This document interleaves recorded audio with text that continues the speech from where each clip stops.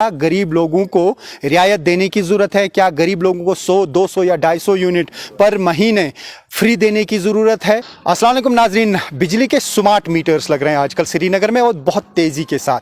आम लोग जानना चाहते हैं आखिर ये स्मार्ट मीटर है छु क्या, कैसे चलेगा, किस तरीके से पैसा भरना होगा, प्रीपेड कैसा होगा, पोस्ट पेड कैसा होगा। और जिस इलाके में मैं इस वक्त हूँ यहाँ पे मीटर लगाए गए हैं। ये जो आप देख रहे हैं पोल पे, ये स्मार्ट मीटर हैं, लगे हुए हैं और फंक्शनल है। बिल आना भी शुरू हो गया है। ये पोस्ट पेड है, प्रीपेड भी मीटर लगने हैं। अभी मैं आपको दिखाना चाहूँगा, इंजीनियर साहिबान यहाँ पे हैं, टेक्नीशियंस हैं, वो हमें दिखाएंगे कि आखिर ये मीटर है क्या, लुक्स वैसा बोझुन कि ये मीटर छु क्या, और ये हमें बताएंगे पूरा डिमॉन्स्ट्रेट करके कि आखिर इस मीटर के क्या फ़ायदे हैं, ये मीटर कैसे चलेगा, बिल कैसे आएगी, कंट्रोल रूम जो बने हैं अलग अलग जगहों पे वो कहाँ कहाँ बने हैं, टेम्परिंग अब नहीं हो सकती है, कोई छेड़खानी इसके साथ नहीं हो सकती है। क्या है ये मीटर? सबसे पहले मैं आपका नाम जानना चाहूँगा और उसके बाद जो है मीटर के बारे में आप बताइए। मेरा नाम काजी हारिस है।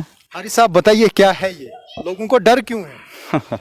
देखिए, पहली बात ये एक, पहला आप समझ, जैसे पहले हमारे मीटर होते थे, ये बिल्कुल वैसा ही एक मीटर है, नॉर्मल मीटर है।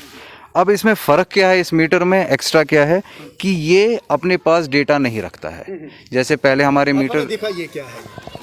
देखिए नॉर्मल सा मीटर में, हर एक मीटर में एक रजिस्टर होते हैं। रजिस्टर मतलब हो गया उसकी कंजप्शन कितनी है, ये कंजप्शन इस पे आती है आपकी, आपका कितना किलोवाट है, आपके डिस्प्ले में आती है एमडी, आपके मतलब मैक्सिमम डिमांड आप कितना यूज़ करते हैं।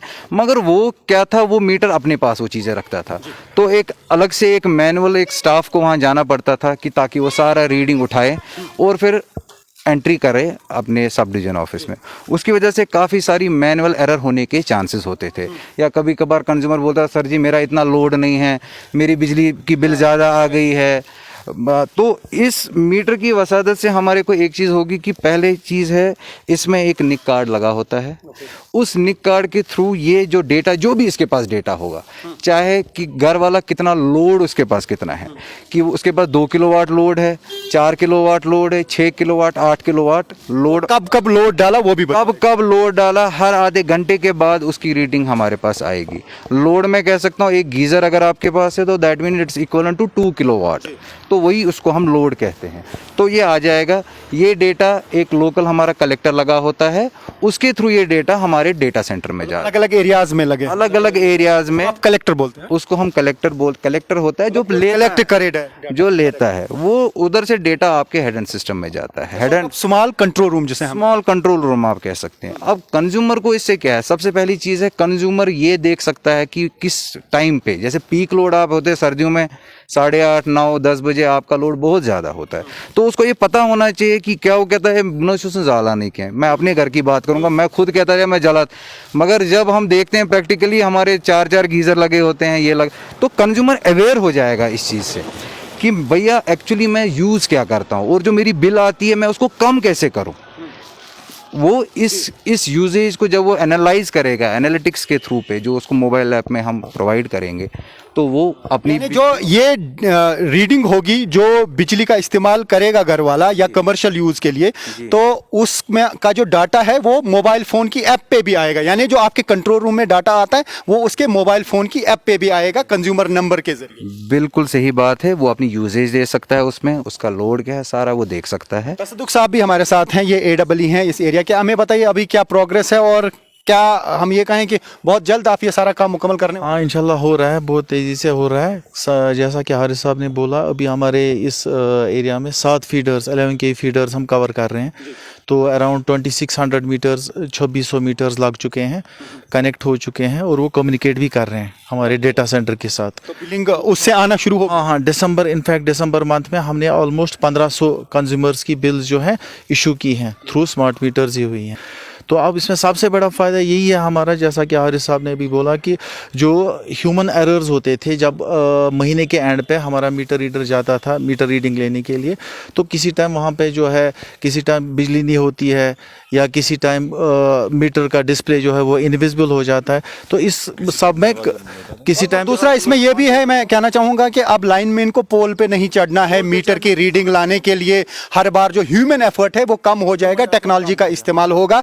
आगे इस पे कंज्यूमर्स पे क्या कुछ इम्पैक्ट पड़ेगा, इस पे हम अलग से एक प्रोग्राम करेंगे। और क्या सरकार को कोई रियायत देनी चाहिए, काफ़ी सारे यूनिट्स फ्री रखने की भी ज़रूरत है, चाहे 100-200 गरीब लोगों को जो है उनको रियायत देने की बहुत ज़्यादा ज़रूरत है। लेकिन मैं फिर से हारिस साहब के पास जाना चाहूँगा। हारिस साहब, ये हमें बताइए, ये प्रीपेड कैसे चलेगा? मतलब ये कार्ड में पहले ही पैसा जमा होगा क्या, जिस तरीके से मोबाइल फ़ोन का सिम कार्ड चलता है? ये प्रीपेड फंक्शनैलिटी कंज्यूमर के मीटर में ऑलरेडी एनेबल्ड है। तो जो इनके, जैसे मैंने अभी कहा कि जो मोबाइल ऐप इनके पास होगी, अभी हमने इस मीटर खाली पोस्टपेड पे काम करेंगे।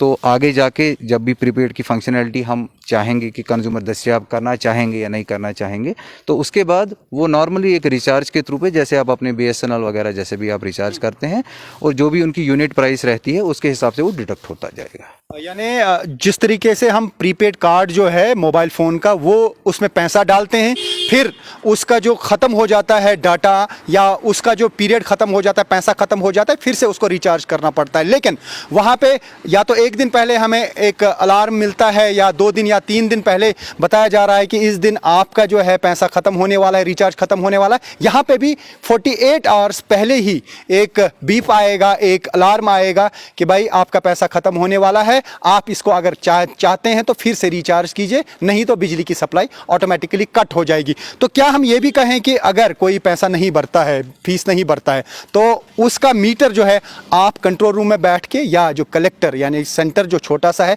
वहाँ पे आप इसको डिफंक्ट कर सकते हैं? जी बिल्कुल, हमारे पास वो फंक्शनैलिटी है कि हम वो कंट्रोल कर सकें।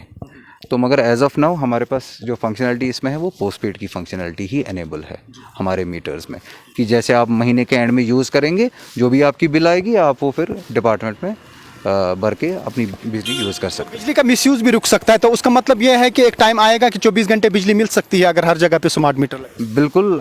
तसदुक साहब इस पे ज़्यादा। तसदुक साहब, क्या लगता है किस तरह का एनालिसिस अभी तक हुआ है या सर्वे अगर हम कहें तो हुई? इनफैक्ट हम काम कर रहे हैं जहाँ पे ऑलमोस्ट मतलब 100% मीटरिंग हो जाती है, तो हो सकता है कि फ्यूचर में उन एरियाज़ में 24/7 इलेक्ट्रिसिटी हम अवेलेबल कर पाएँ। आपका बहुत बहुत शुक्रिया। तो ये थी डिजिटल मीटर से मुतल्लिक, या हम ये कहें कि स्मार्ट मीटर से मुतल्लिक जानकारी। स्मार्ट मीटर इस वक्त लग रहे हैं।